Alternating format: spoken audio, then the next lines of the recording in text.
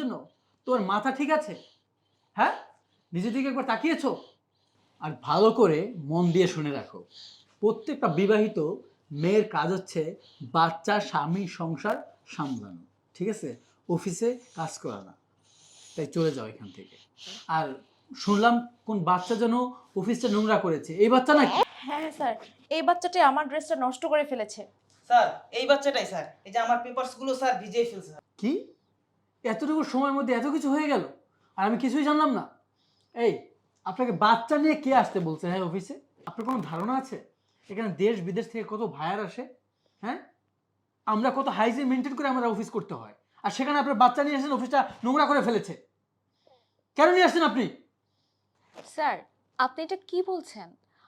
ও একটা ছোট বাচ্চা, ও কোনো করোনা ভাইরাস না যে ওর কারণে পুরো অফিসটা ভাইরাসে ভরে যাবে।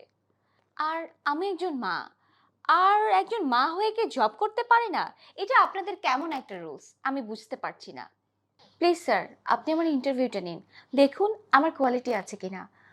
আর আপনি যদি আমার ইন্টারভিউটা না নেন তাহলে কিন্তু আমি আপনাদের হেড অফিসে বিচার দিব। ও আচ্ছা, আপনার কাছে মনে হচ্ছে ইন্টারভিউটা খুব ইজি, তাই না? ওকে, ইন্টারভিউ নিচ্ছি। আচ্ছা, আপনাদের পেপারসগুলো দেন প্লিজ। থ্যাঙ্কস।